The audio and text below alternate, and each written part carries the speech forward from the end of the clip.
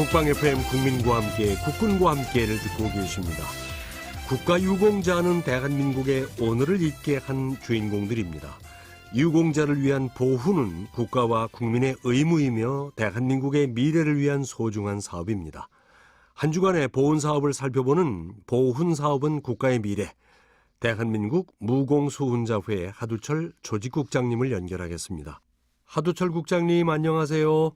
네, 안녕하십니까. 네, 대한민국 무공수훈자회 주최로 국가유공자 영현 합동봉안 행사가 열렸다고요?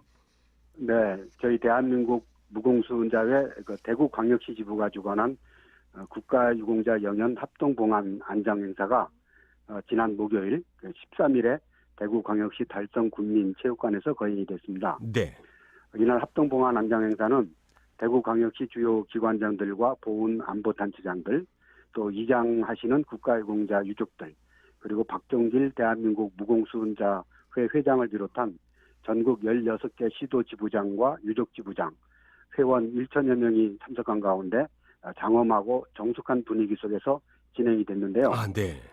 국가유공자 15분과 배우자 1분, 이렇게 16분의 영연을 대전 현충원으로 모셨습니다. 네. 이렇게 무공수훈자회가 국가유공자 영현 합동봉안 안장 행사를 시작하게 된 어떤 배경과 취지가 있을 텐데 간략하게 좀 들어볼까요? 우리나라 무공훈장은 잘 아시겠지만 태극, 을지, 충무, 화랑, 인원 이렇게 5종류가 있는데요. 네. 국립묘지에는 태극과 을지 무공훈장 수훈자만 안장이 가능했었습니다. 네. 그러다가 국립묘지령이 개정이 되면서 1997년 1월 1일부터 다른 무공훈장 수훈자들도 국립묘지 안장이 가능하게 됐는데요. 네. 이렇게 되니까 1997년 이전에 돌아가신 충무, 화랑, 인원 무공훈장 수훈자들도 국립묘지 안장을 허락해달라는 민원이 제기되게 되었고, 네. 2004년도에 행정소송을 통해서 이분들도 국립묘지 안장이 가능하게 되었습니다. 네.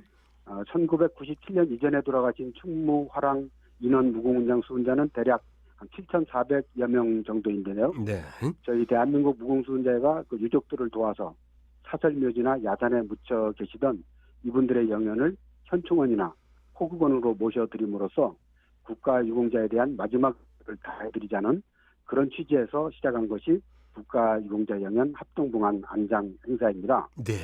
2013년도에 처음 시작해서 이번에 대구광역시 지부 합동봉안 안장 행사까지 총 15차례 214분의 국가유공자 영연을 네. 국가가 관리하는 호국의 성지로 모시게 되었습니다. 참으로 뜻깊은 일을 하셨군요. 이번에 대전 현충원으로 모신 분들은 어떤 분들이셨습니까? 국가유공자 본인 15분 가운데 무공훈장을 받은 분이 7분, 6.25 전쟁에서 상의를 입은 전상군경 국가유공자가 8분이었습니다. 네. 이분들 중에 1950년 7월 그 소청병으로 6.25 전쟁에 참전했던 고 천정환 무공수훈자 회원께서는 이때와 동시에 낙동강 전투에 투입되었고 또 반격작전 때에는 압록강까지 진격했다가 휴전 하루 전날 백마거지 전투에 투입되었는데 다리와 어깨에 부상을 입고 전역을 했었습니다. 네. 그래서 화랑 무공훈장은 받았지만 부상을 입은 데 대한 상위 등급은 받지 못하고 어려운 생활고에 시달리다가 57살 때인 1979년에 돌아가셨다고 합니다. 이런 사실을 알게 된 저희 무공수훈자회 조승남 달성군 지회장이 직접 서류를 준비하고 또 상위 등급 신청 절차를 대신 밟아줘서 사후에 6급 상위 용사 판정을 받도록 도움을 줬는데 이번에는 국립묘지 안장에까지 도움을 드리니까 유가족들로부터 아주 엄청난 감사와 찬사를 받았다고 합니다. 정말 잘하셨습니다. 네. 그런가 하면은 무공수훈자회 부산광역시 지부는 500번째 전사적지 답사 활동을 벌이셨다고요? 그렇습니다. 저희 무공수훈자회 본부와 각 지부 또 지회에서는 선배 전우들의 위훈을 기리고 나라사랑 마음을 다지기 위한 목적으로 국난 극복 현장인 호국 전적지 답사 활동을 1년에 한두 번씩 총 300여 회 정도 실시하고 있는데요. 네. 부산광역시 지부는 지난 9월 5일에 지부에서 주관하는 자체 호국 전적지 답사 기록 500회를 돌파했습니다. 네. 부산광역시 지부는 호국 전적지 답사 활동을 1996년에 처음 시작해서 월요로 23년째가 됐는데요.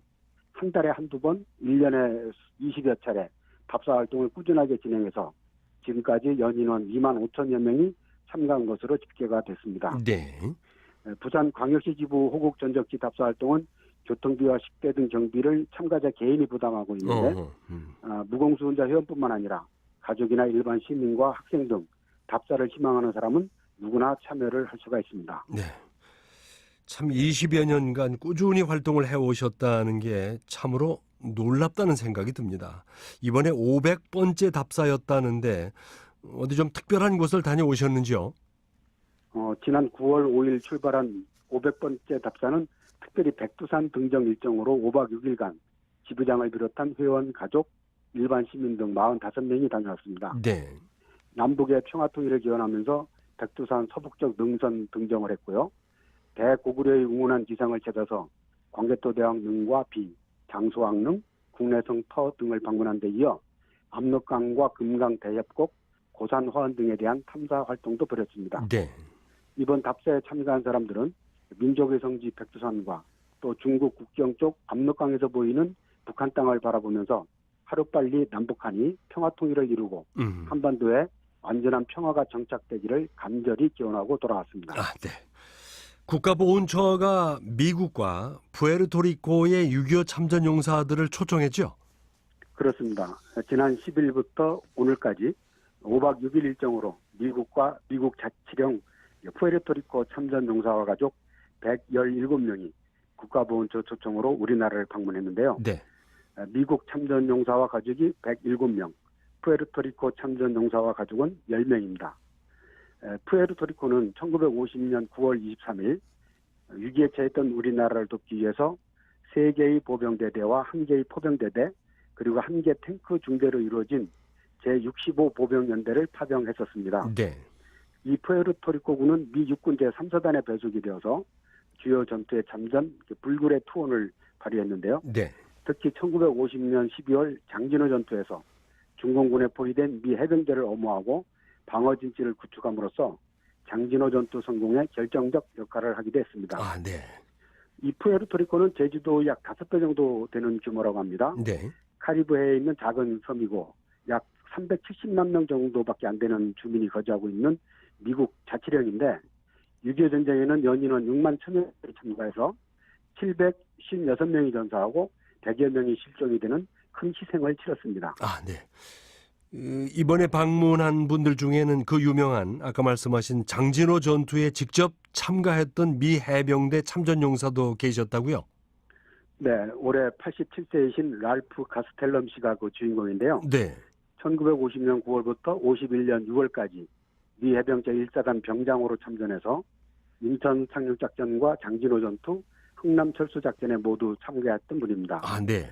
이 랄프 씨는 군인이었던 삼촌의 뒤를 이어서 해병대에 입대했다가 예비역으로 전환된 지 1년도 안 됐을 때 6.25 전쟁이 났고 자유와 평화 수호를 위해서 참전하게 되었다면서 이분이 말하기를 한국전쟁을 잊혀진 전쟁이라고 하는 사람들이 있는데 참전했던 우리들에게는 결코 잊혀진 전쟁이 아니다. 우정은 전쟁이 끝났다고 끝나는 것이 아니다라면서 전쟁에서 희생한 전우들에 대한 각별한 마음을 표현하기도 했습니다. 아, 네. 이번에 방한하신 분들은 판문점 방문과 현충원 참배 그리고 전쟁기념관과 국립중앙박물관을 방문한 데 이어서 인사동과 창덕궁을 관람하면서 한국 문화를 체험하는 시간을 갖고 오늘 오전에 출국을 했습니다. 아, 네. 참 좋은 프로그램이었습니다.